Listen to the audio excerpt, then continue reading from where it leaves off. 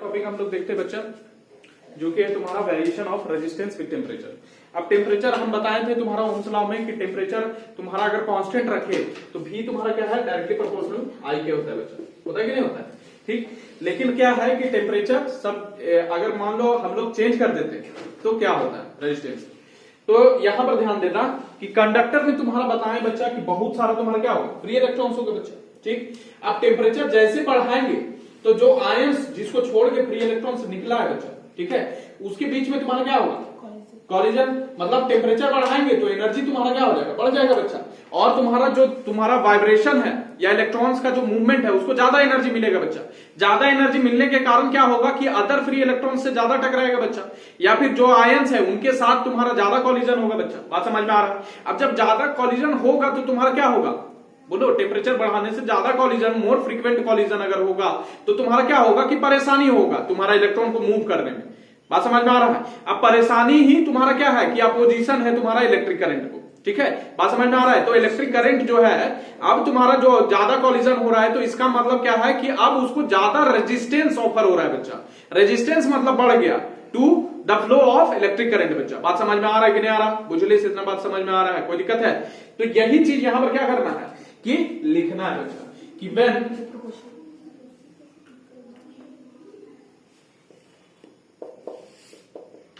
a conductor contains large number of free electrons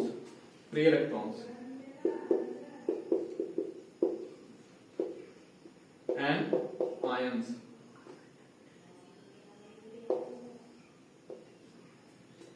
when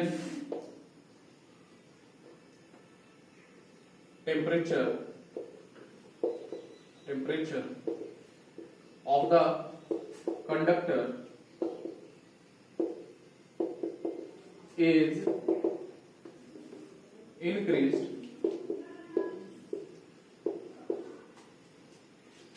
the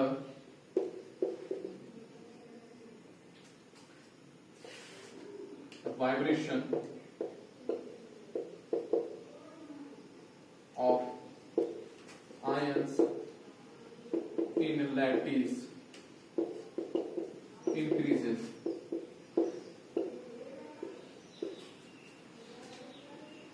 due to which collisions among free electrons and ions increases. As a result,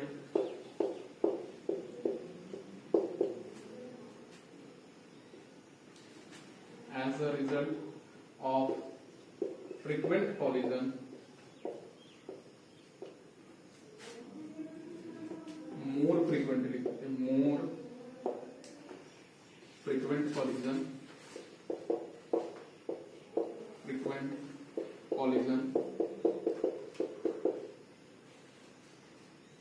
resistance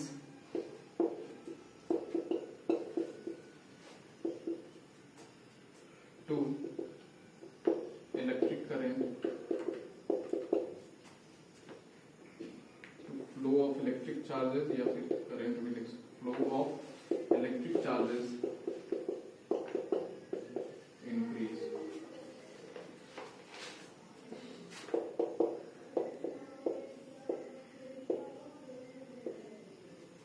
Thus, resistance of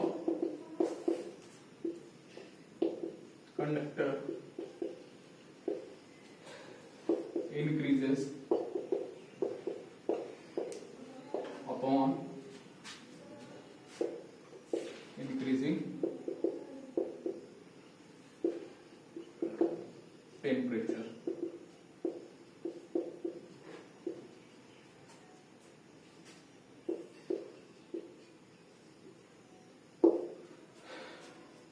ठीक, इतना चीज लिखो पहले। देखो हम लोग late करते हैं बच्चा R1 with the resistance of conductor at T1 degree Celsius, ठीक है, मान लो। और R2 तुम्हारा कंडक्टर का रेजिस्टेंस है of conductor at T2 degree Celsius. अच्छा यहां ध्यान देना कि तुम्हारा टेम्परेचर बढ़ाने से क्या हो रहा है, रेजिस्टेंस बढ़ रहा है। अब रेजिस्टेंस बढ़ रहा है तो यहाँ T2 जो है वो ज्यादा टेम्परेचर है T1 से बच्चा, बात समझ लो, ठीक है, कोई दिक्कत।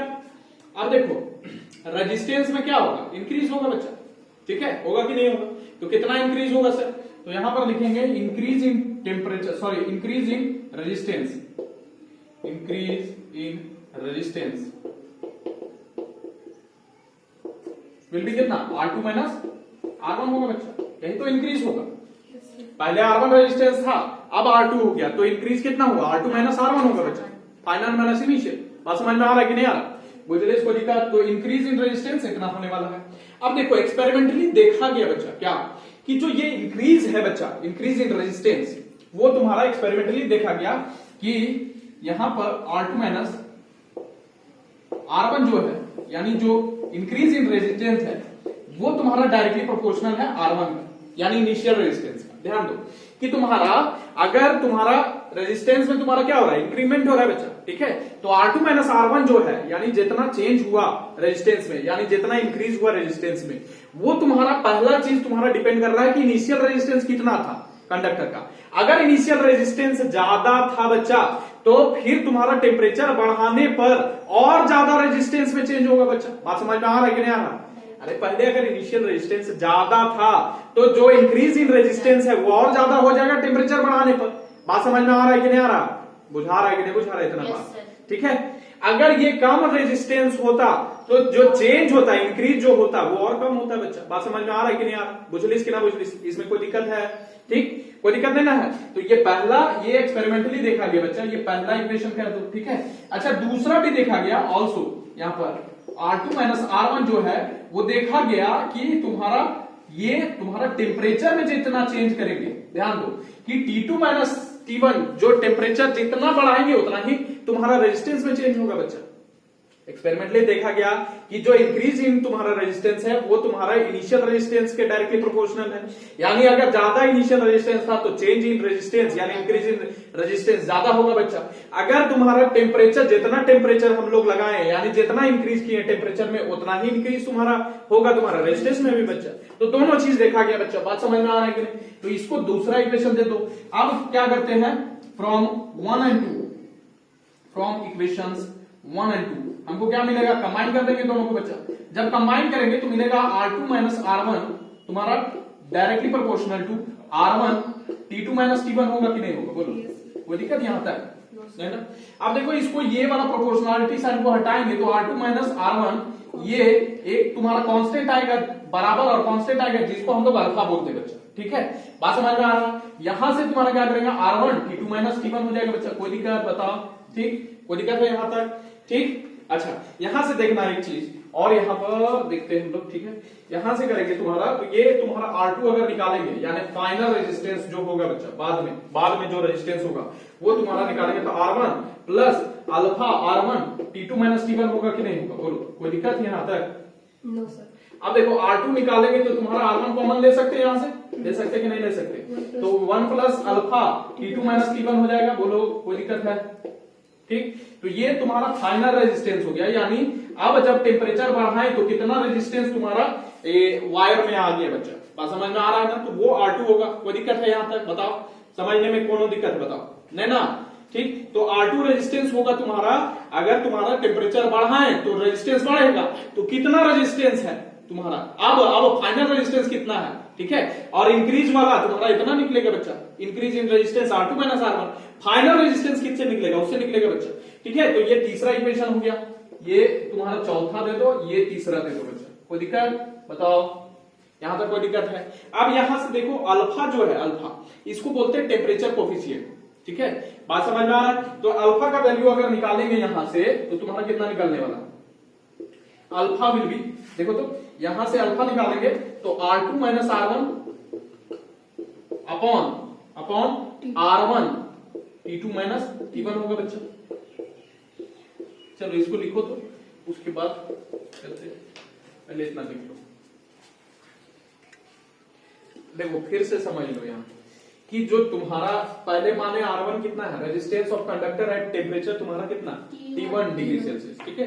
मतलब पहले जब टेम्परेचर था तो उसका रेजिस्टेंस R1 माने, पहले इनिशियल रेजिस्टेंस, तो उसके लिए इनिशियल टेम्परेचर बचा। अब क्या करेंगे, टेम्परेचर बढ़ाएंगे, टेम्परेचर बढ़ाएंगे तुम्हारा, तो तुम्हारा इसका T2 डिग्री सेल्सियस पर तुम्हारा टेम्परेचर कितना R2 है, कोई दिक्कत है इसमें, क्योंकि टेम्परेचर बढ़ाएंगे तो रेजिस्टेंस बढ़ेगा।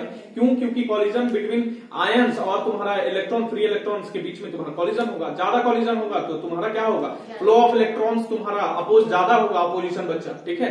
तो इसीलिए तुम्हारा क्या होगा कि करंट तुम्हारा बढ़ने में थोड़ा मुश्किल होगा बच्चा। इसका मतलब क्या है कि रेजिस्टेंस बढ़ जाएगा कंडक्टर का, बात समझ में आ रहा है। तो upon increasing temperature resistance increases बच्चा, बात समझ में आ रहा है कि नहीं आ रहा। तो रेजिस्टेंस क्या होगा, इंक्रीज होगा। अब देखो इंक्रीज इन रेजिस्टेंस कितना होगा, इंक्रीज इन रेजिस्टेंस तुम्हारा क्या होगा, R2 माइनस R1 होगा बच्चा। पहले R1 था, अब R2 हो गया, तो इंक्रीज कितना हुआ, R2 माइनस R1 हुआ बच्चा, फाइनल माइनस इनिशियल। बात समझ में आ रहा है कि नहीं आ रहा, इतना बात समझ में आ रहा है, कोई दिक्कत। अब देखो यहां पर बोल रहे हैं इंक्रीज इन रेजिस्टेंस जो है, एक्सपेरिमेंटली देखा गया क्या कि जो इंक्रीज इन रेजिस्टेंस है वो तुम्हारा डायरेक्टली प्रोपोर्शनल है इनिशियल रेजिस्टेंस के। कैसे, तो सर अगर रेजिस्टेंस तुम्हारा सपोज करो ये 4 ओम है, ठीक, 4 ओम का रेजिस्टेंस, ठीक, और एक 6 ओम का रेजिस्टेंस है, ठीक है, बात समझो। तो टेम्परेचर बढ़ाने पर, सुनो, टेम्परेचर अगर बढ़ाएंगे तो तुम्हारा अगर ज्यादा रेजिस्टेंस है, ज्यादा अगर रेजिस्टेंस है तो चेंज भी तो ज्यादा होगा बच्चा, ज्यादा नहीं होगा। अगर रेजिस्टेंस ज्यादा है पहले से, उसमें टेम्परेचर बढ़ाएं तो रेजिस्टेंस और ज्यादा होगा। क्यों भैया, क्योंकि पहले से तुम्हारा कॉलिजन हो ही रहा था ज्यादा, ठीक है।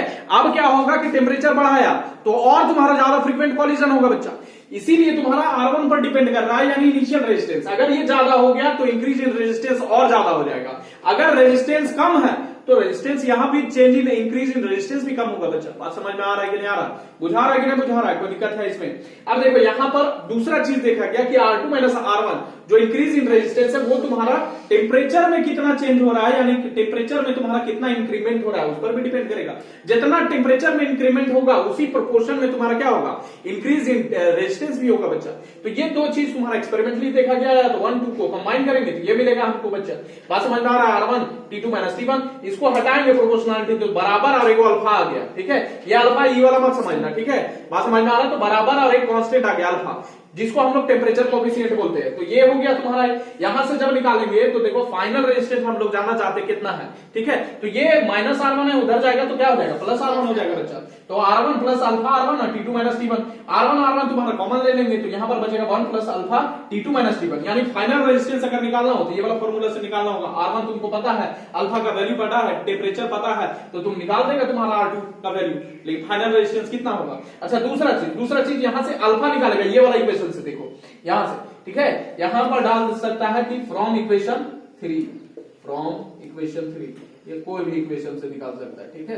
बात समझ में आ रहा है कि नहीं। तो अल्फा तुम्हारा कितना होगा, यहां पर देखो ये अल्फा गुना में, ये वाला चीज गुना में ही इधर जाके क्या हो जाएगा, भागा में हो जाएगा, तो R1 T2 माइनस T1 हो जाएगा बच्चा। बात समझ में आ रहा है।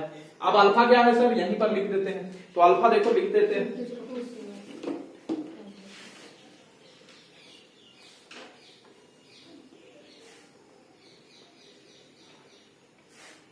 लिखो where alpha is called temperature coefficient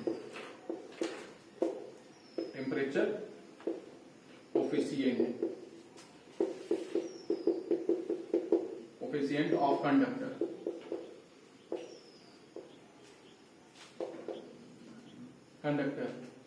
and is defined as the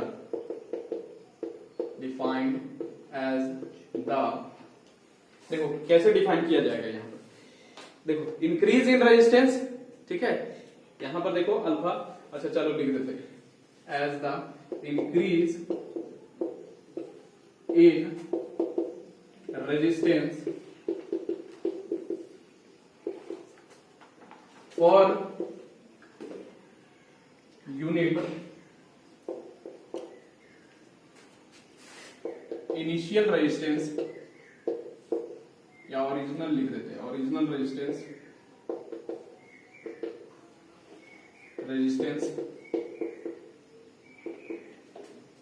resistance पर डिग्री राइजिंग इन टेम्परेचर। ठीक है, चीज देख लो बच्चा, इसमें लिखिए ये चीज। तो देखो अल्फा जो है वो तुम्हारा पॉजिटिव होगा, ठीक है, किसके लिए? कंडक्टर के लिए। अब कंडक्टर में क्या होता है कि टेम्परेचर अगर बढ़ाते हैं तो तुम्हारा क्या होता है? रेजिस्टेंस बढ़ता है, ठीक है। टेम्परेचर अगर बढ़ाया जाए तो रेजिस्टेंस तुम्हारा क्या होगा? बढ़ेगा। R1 रेजिस्टेंस तुम्हारा कुछ और था, R2 अब कुछ और होगा, मतलब रेजिस्टेंस तुम्हारा बढ़ेगा। R2 तुम्हारा क्या होगा? ग्रेटर देन R1 होगा बच्चा। बात समझ में आ रहा है कि नहीं आ रहा? टेम्परेचर बढ़ाने पर। अब टेम्परेचर बढ़ाने पर अगर रेजिस्टेंस ज्यादा हो रहा है, यानी R2 फाइनल रेजिस्टेंस ज्यादा है R1 से, तो यहां से देखो, यहाँ R2 माइनस R1, R2 बड़ा है और R1 छोटा है बच्चा, तो पॉजिटिव रिलेशन यहाँ पर निकलने वाला है, यानी पॉजिटिव निकलने वाला है। इसीलिए अल्फा क्या होगा? पॉजिटिव होगा फॉर कंडक्टर। अच्छा, सिमिलरली तुम्हारा यहाँ पर देखो सेमीकंडक्टर के लिए अगर हम लोग लेंगे तो सेमीकंडक्टर में क्या होता है कि तुम्हारा टेम्परेचर बढ़ाने पर जो चार्ज कैरियर्स है, charge carriers number of holes है और तुम्हारा नंबर ऑफ इलेक्ट्रॉन्स जो है वो बढ़ जाएंगे बच्चा। जब बढ़ जाएगा तुम्हारा तो करंट का कैरियर और ज्यादा हो जाएगा, मतलब करंट अच्छा से कैरी होगा बच्चा, ठीक है। तो रेजिस्टेंस तुम्हारा क्या हो जाएगा? टेम्परेचर बढ़ाने से तुम्हारा घट जाएगा, किसमें? सेमीकंडक्टर में बच्चा। यानी R2 जो फाइनल रेजिस्टेंस होगा वो कम होगा R1 की तुलना में, मतलब टेम्परेचर जब तुम्हारा बढ़ा हुआ रहेगा तो R2 तुम्हारा कम होगा और R1 ज्यादा होगा बच्चा, ठीक है। तो R1 देखो ज्यादा हो गया, R2 तुम्हारा कम हो गया, तो नेगेटिव निकलेगा बच्चा। बात समझ में आ रहा है कि? इसीलिए अल्फा नेगेटिव है फॉर सेमीकंडक्टर बच्चा। बात समझ में आ रहा है कि नहीं आ रहा? कोई दिक्कत है? ठीक। अब देखो कुछ एलॉयज है, ठीक है, जैसे नाइट्रोम हो गया, कॉन्स्टेंटाइन हो गया और मैंगानीज, इसका यूज होता है रजिस्टर बनाने में, ठीक है। तो इनका रेजिस्टेंस क्या होता है कि टेम्परेचर बढ़ा लो तो टेम्परेचर बढ़ाने पर तुम्हारा क्या होता है? इनका रेजिस्टेंस चेंज नहीं होता है ज्यादा, ठीक है, चेंज नहीं होता है ज्यादा, ठीक है।